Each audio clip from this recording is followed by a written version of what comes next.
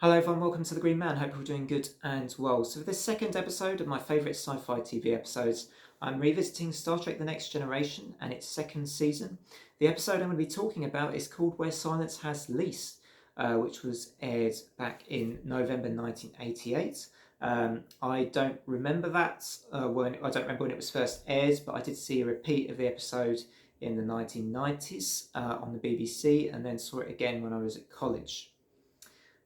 So this isn't necessarily an episode which I think Star Trek fans would view as a classic, but to me personally, it's a classic. To me, it's an episode which has stayed with me ever since the first time I saw it. I think the main reason for that is that there is just some really great writing and dialogue in this episode. A couple of scenes in particular towards the end which stick out the most, I would say, for sure. But the episode as a whole is really nicely done. And it's not necessarily a new concept in sci-fi at this point as well for Star Trek The Next Generation. I think something like this had been done before in the original Star Trek, though off the top of my head I couldn't name an episode, but I feel like this had been done probably in other sci-fi TV series. What essentially happens in this is the crew encounter this strange being, which first it's this black void, and as they're enveloped by it, the being, I realised that whatever it is, this being, is playing around with them, it's toying around with them like rats in a maze laboratory. They come to discover this being is Nagilum, and you can see the face of this strange entity behind me on my laptop screen there. It's kind of unnervingly looking out of the screen at me at the moment as well, but it's a bit unsettling, isn't it? So yeah, I just think this is just a really well directed, really well written sci-fi TV episode, even though it's quite a familiar concept. And there's good suspense as well. The way they build up to the moments with Nagilum is excellent. There's a lot of creepy, suspenseful music going on. There's some good scenes which are sort of like false, events which turn out not to be much, but they make you very suspicious about what the true intentions of what they're dealing with are, which is very cleverly done and built up so each event becomes slightly more serious, if you like, as they're discovering more about Nagilum behind me. And there's sort of, I think, where things really take off in the episode is quite close to the end. It must be the fourth final act of the episode, when this guy called Haskell, who is suddenly in the seat where Wesley Crusher was, conveniently, seemingly he's only there to be killed off, poor guy. Classic red shirt moment. But it's, this happens when Nagilum realises that, he's discovering these people, this crew on this starship, and he's discovering more about them. He becomes more and more interested. But he realises that these people can exist, and then they can die, they can no longer exist, right?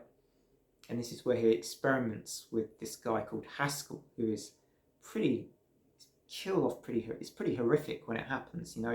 Haskell draws his hands to his face, and he has a seizure, falls on the floor, and it's kind of, I don't know now whether it's almost a little bit sort of strange seeing it now. I certainly found it very unsettling when I first saw it. Now, not so much maybe, but I think it's a really peak moment of the episode. One of the best moments of it when that happens, because it just follows that moment when he says, "You exist, and then you cease to exist." And I think it's just a really sort of like when it suddenly hits you what Nagilum is about to do to this guy, or to a member of the crew. He's going to experiment this.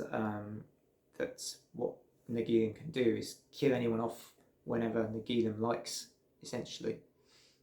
So that's one of my favourite moments of the episode, but for me the pinnacle isn't even that. It's a moment when after that happens, when suddenly the crew are faced with this difficult problem. It's almost, feels like they have to escape from this entity who has total control over them, seemingly, and they're all faced with death. So Data, in Picard's quarters, I think, enters and asks Picard a very difficult question. He asks Picard, "What is death?" And of course, Patrick Stewart as Picard just perfectly delivers his lines and goes into his own view of what death really is. And first of all, he gives a couple of views of. First view is kind of the sort of view that you go to heaven, that you live out your days in all eternity in a garden, in a paradise, so to speak. Then he gives the view that you just blink into nothingness, nothing happens at all. But then he gives his own view that actually death to him is something more than we can understand. It's like a reality beyond our reality, something that we cannot necessarily practically measure. And it's just, I've paraphrased it there, I've shortened it. It's just, that's my shortened version of what he says. So do watch the episode, because what he says is brilliant. And that one scene changed even the way I think about death. That is one of the reasons why this episode has stayed with me for so long. Not just Nagilum, but because of Picard's explanation, or his view, his philosophy on what death might be. That's why the episode stayed with me for this long. That's why it's one of my favourite sci-fi TV episodes, because of his phenomenal, considered response to this very difficult question which Data suddenly poses him. And it even made me think. It made me think back then, when I first saw the episode, what my own thoughts, what my own views on death really were myself. And I sort of thought, I kind of agree with Picard. I agree with Picard on this one. And obviously everyone has their own views on what death really is, and their own religious beliefs and everything like that.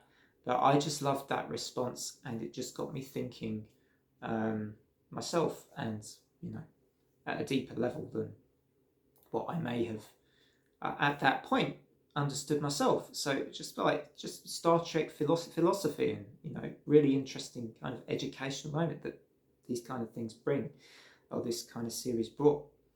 So anyway, yeah, that's my revisiting of Star Trek: The Next Generation's Where Silence Has Lease. What a great episode! I mean, whether or not you regard it as a classic, there are scenes in this episode which have stayed with me forever, and it's a bit of a go-to for me, this one. There are lots of other Next Generation great episodes, and I will maybe come back to this again, of course, for other ones.